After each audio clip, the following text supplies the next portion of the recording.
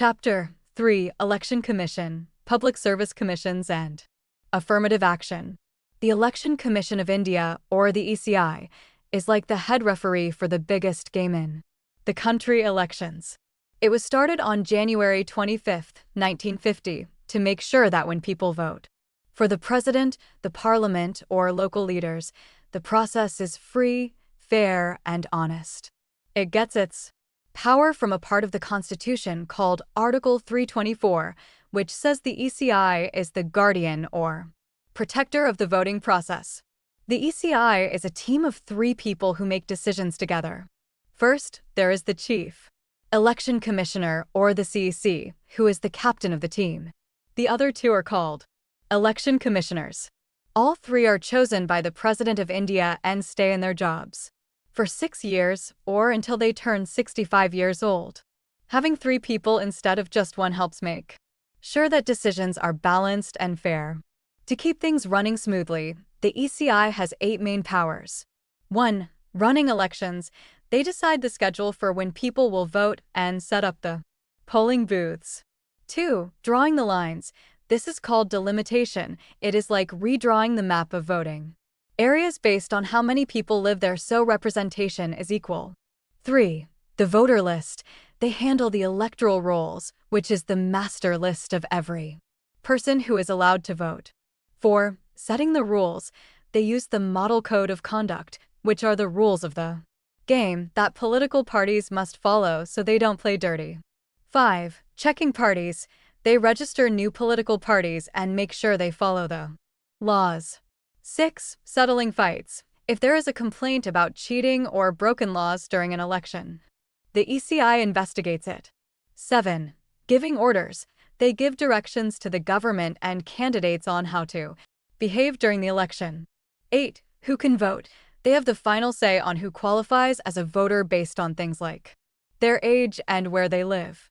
The ECI also performs 8 important functions, which are like their daily to-do list. 1. Supervising. They do the hard work of arranging polling stations and giving out voting materials. 2. Fixing the lists. They constantly update the voter list to add new young voters and remove people who have moved away. 3. Advising the president. If a member of parliament breaks a rule, the ECI tells the president if that person should be disqualified or removed from their job. 4. Registering candidates. They make sure all candidates and parties are following constitutional rules. 5. Stopping bad behavior. They enforce the rules to stop candidates from doing things like bribery, which is giving people money to get their vote. 6. Watching the money. They check how much money candidates spend on their campaigns to make sure it is fair. 7. Teaching voters. They run campaigns to teach people how to vote and why their vote is important. 8. Solving problems. They handle any disputes or irregularities that happen on election day to keep the system honest. The Public Service Commission, or PSC, is basically the HR department for the government. Their main goal is to find the right people for important government jobs and make sure the hiring is fair. They act as experts who give advice to the president or state governors about the rules for picking workers. There are 3 main types you should know. The Union Public Service Commission, UPSC, for the whole country, the State Public Service Commission, SPSC, for each state, and joint commissions if 2 or more states want to work together. This system started a long time ago, on October 1, 1926, with a man named Sir Ross Barker as the first boss. After India became independent, the national group became the UPSC on January 26, 1950. Here are the 10 main jobs, or functions, the PSC does to keep the government running. First, they run exams and hire people. They organize big, famous tests for jobs like the IS. Administrative Service, or IPS, Police Service, to make sure only the most capable people are chosen. Second, they advise the government on hiring. They tell the government the best ways to pick and promote workers so the process follows the law and stays honest. Third, they check work conditions. They look at things like pay scales and retirement benefits to make sure government employees are treated fairly for their hard work.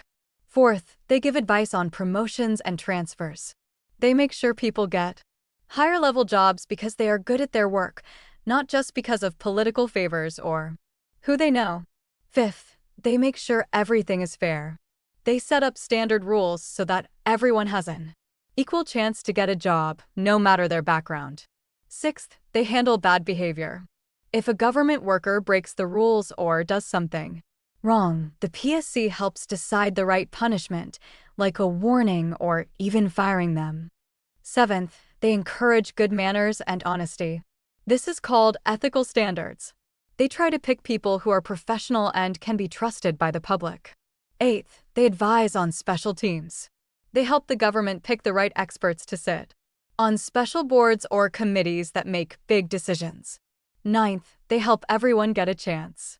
They make sure people from different groups, like marginalized communities or people with disabilities, have a fair shot at getting a government job. 10th, they watch the rules. They constantly check to see if the hiring rules are being followed correctly to stop any cheating or mistakes in the system. The Union Public Service Commission, or UPSC, is like the super HR department for the entire Indian government. Its main job is to find the most talented and honest people to run the country by giving them big jobs like the IS or IPS. Because it is autonomous, which just means it is independent and doesn't have to follow what politicians say, it makes sure that these jobs are given based on how smart and capable you are, not who your friends are. Here is the history you need to know. The idea for this started back in 1923 when a group called the Lee Commission suggested that India needed a fair way to pick government workers. They even had a 40-40-20 rule, where 40% of workers would be British, 40% would be Indian, and 20% would be promoted from local jobs. The very first version of this commission started on October 1st, 1926, and the first boss was a man named Sir Ross Barker. After India became independent, it was officially named the UPSC on January 26, 1950. The rules of the game for the UPSC are written in the Constitution in Articles 315 to 323. Article 315 says the UPSC must be a permanent team that is always there to help the government find workers. Article 318 says the President of India gets to decide how many people are on this team and what the rules for their jobs are. Usually, the President picks between 9 and 11 members, including one leader called the chairman. To get a seat on this team, there are specific rules for the appointment of members. The President of India is the one who chooses the members. To be picked, a person usually needs to be an Indian citizen and have at least 10 years of experience working for the government or 10 years of experience as a high-level lawyer, called an advocate, in a high court. Once they are chosen, they stay in the job for 6 years or until they turn 65 years old, whichever comes first.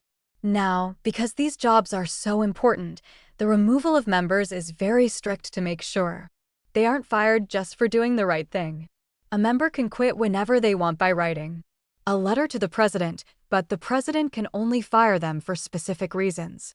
These reasons include: 1. If the member goes bankrupt, meaning they lose all their money and can't pay debts. 2. If they take another paid job on the side. 3. If the president thinks they are too sick in their mind or body to do the work. 4. If they are accused of misbehavior. This last one, misbehavior, is special. The president can't just decide someone acted badly. The Supreme Court of India has to investigate the person first. Only if the Supreme Court says the person is guilty can the president actually remove them. This keeps the system fair and protects the members from being bullied by powerful people. The Union Public Service Commission, UPSC, has 5 main jobs, 7 parts to its team, and 10 big roles. Here is the breakdown in simple English. The 5 main functions of the UPSC. These are the daily tasks the UPSC must do according to the Constitution.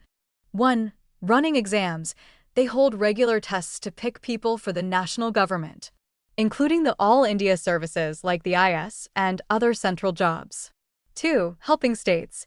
If 2 or more states ask for help, the UPSC helps them find and hire people with special skills for specific jobs. 3. Giving expert advice. Being consulted, the government must ask the UPSC for advice on several things: how to hire, the best rules for picking and moving workers from one job to another, checking candidates, deciding if a person is actually good enough for a promotion or a new job, legal help. If a government worker is sued for something they did at work, the UPSC advises if the government should pay their legal costs. Injuries at work. They help decide how much pension money a worker should get if they are hurt while doing their job. 4. Extra tasks from Parliament. The Parliament can give the UPSC even more power, like letting them hire workers for local governments or other public offices. 5. The annual report. Every year, the UPSC writes a report about its work structure. President. This is how the president then shows this to fair and organized. If the government ignored any of the chairman, the UPSC leader of the whole group, they have to explain exactly why. 2. The members, a group of experts chosen by the president to help with hiring decisions. 3. The secretariat, the main office team that handles the daily paperwork and organizes the exams. 4. Examination divisions, different teams that create and manage specific tests, like the civil services or engineering exams. 5. Advisory committees, groups of retired experts who give advice on the best ways to pick new workers. 6. Regional offices, offices located in different parts of India to help students who live far away from the main office. 7. Independent and impartial. This means they are built to be a neutral team. They don't take sides and only pick people based on talent, merit, not politics. The 10 roles of the UPSC. Think of these as the big goals the UPSC is trying to achieve. 1. Testing candidates, running famous exams like the Civil Services Exam, CSE, to find the best people for the IS, IPS, and IFS. 2. Advising the president, telling the president the fairest way to hire, promote, and move civil servants. 3. Keeping it fair, making sure that nobody is treated differently because of their background and that everyone has an equal shot. 4. Watching the rules, checking that the government follows the hiring rules, like who is allowed to apply for every job. 5. Managing promotions, ensuring people get higher jobs because they are hard workers, not because of political favors. 6. Being clear, transparency, making sure the hiring process is open so everyone can see it as honest. 7. Handling discipline. If a worker does something wrong, the UPSC helps investigate and suggests a fair punishment, like a warning or suspension. 8. Building professionalism, making sure the people chosen are not just smart, but also honest and care about helping the public. 9. Legal guidance, giving the government advice on how to follow the Constitution when managing its workers. 10. Including everyone, making sure reservation rules for groups like SC, ST, and OBC are followed correctly so the government reflects all people in India. A State Public Service Commission, or SPSC, is a special team set up by the Indian Constitution under Article 315. Think of it as the state HR department. Just like the UPSC finds workers for the whole country, the SPSC finds workers for its own specific state. They are independent, which means they work on their own and don't take orders from politicians. This helps make sure that the people who get state government jobs are picked because they are smart and capable, not because they have powerful friends. Here are the 10 big roles of the SPSC that you need to know for your exam. 1. Running exams for state jobs. Their most famous job is holding big tests for roles like the State Civil Services, SCS, and State Police Services, SPS. They design the syllabus and the exam structure to find the best candidates for the state. 2. Advising on hiring and appointments. When the state government wants to hire someone for an important job, they must talk to the SPSC first. The SPSC gives advice on who is the best fit, and the government really values these suggestions to keep things fair. 3. Managing promotions and transfers. The SPSC helps decide who gets a promotion, a higher job, and who gets a transfer, moving to a different office. They make sure People move up because of their hard work and qualifications, not for personal reasons. 4. Enforcing the hiring rules. Every state has its own rulebook for how to hire people. The SPSC acts like a referee to make sure every department follows these rules exactly, so that everyone is treated equally. 5. Watching over all kinds of jobs. They don't just handle high-level officers, they also oversee the hiring of teachers, technical workers, and other administrative staff in different state departments. They make sure the whole process, from the first ad to the final job offer, is honest. 6. Giving legal and constitutional advice. Sometimes the state government is confused about how to follow the Constitution, especially with reservation policies, which help marginalized groups. The SPSC explains the legal way to do things while protecting the rights of all candidates. 7. Keeping things clean and honest. One of their biggest goals is to stop corruption or favoritism, which is when people get jobs they don't deserve because of who they know. By using open exams and interviews, they build public trust.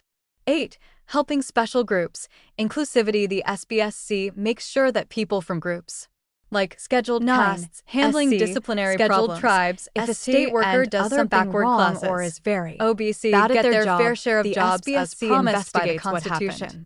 They design punishments like systems so everyone has an even firing them, but they always make sure the worker gets a chance to explain their side of the story. 10. Being a bridge to the public. The SPSC is the link between the government and the people. They are the ones who tell the public when exams are happening and post the results so that everything is clear and everyone knows what is going on. Everything the SPSC does is to make sure the state government is full of honest and professional people who can really help the citizens. Affirmative action is a set of rules meant to help people who were treated unfairly in the past. In India, this is done through reservation policies, which means saving seats in schools, government jobs, and even in the government itself for certain groups of people. It's like making sure everyone has a seat at the table, especially if their families were pushed away from the table for a long time. 1. SC/ST 23% reservation. This is for scheduled castes and scheduled tribes. These groups faced a lot of caste-based discrimination, being treated badly just because of the family they were born into for hundreds of years.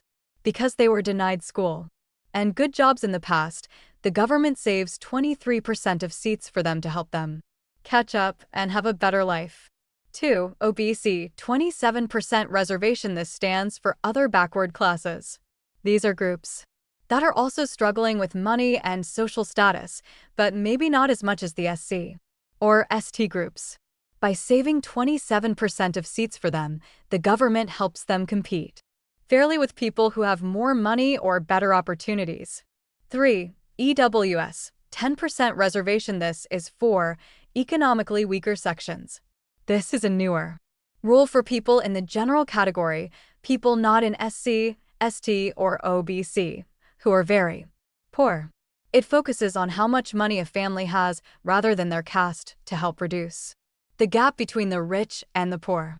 4. Women 33% reservation. This saves at least 1/3 of the seats in local and national government offices for women. Historically, women haven't been given many chances to lead or make laws.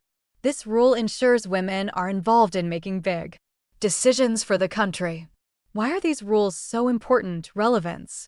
Reducing inequality. It helps close the gap between people who have a lot and people who have very little. Social justice. It's about fixing historical injustices, which is just a fancy way of saying fixing things that were wrong in the past. Better representation. India is a huge, diverse country. These rules make sure that the government looks like the actual people of India, with voices from every community. Empowerment. It gives people the chance to get a good education and a job they might never have had otherwise, building their confidence. Leveling the playing field.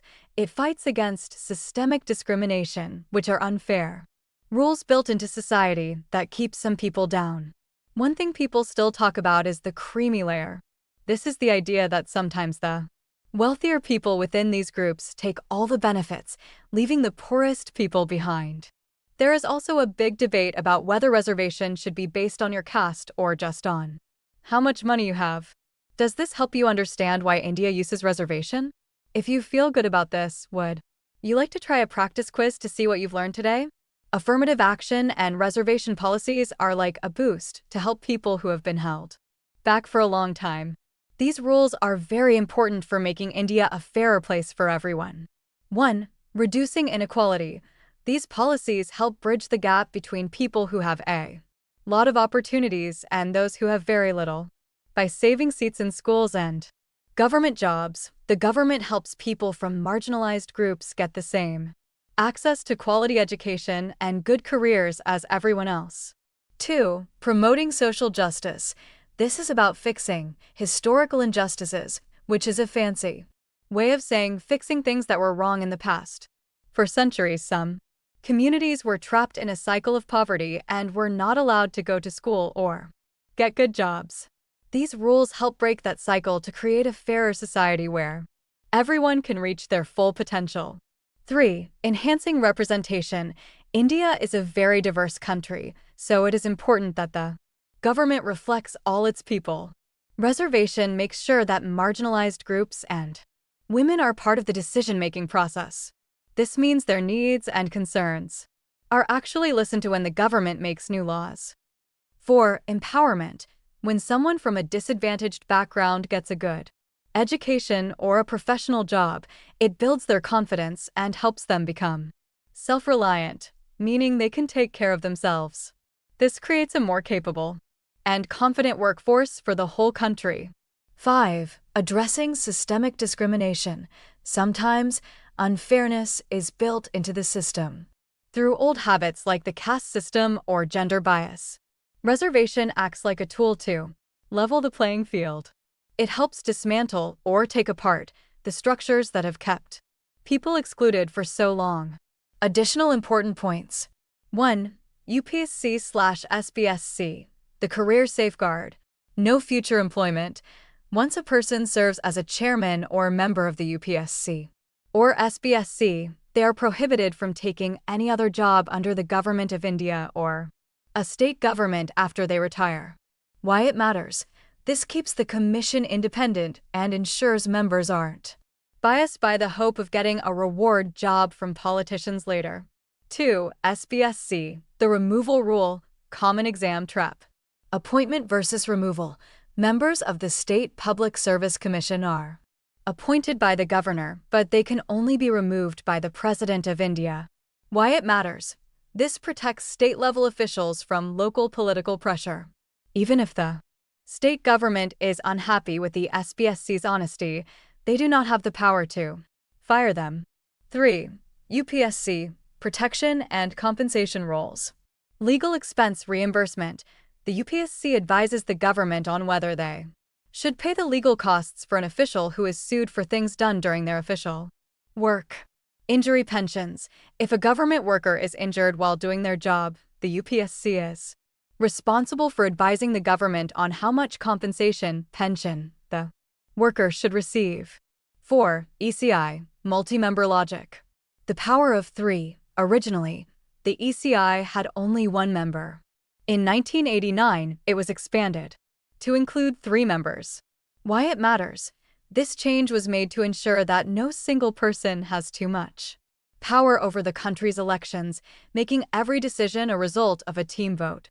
That wraps up our study on Chapter 3. Don't forget to subscribe for more chapter breakdowns. And hit the like button if these notes helped you. Good luck with your revision, and we'll see you in the next one.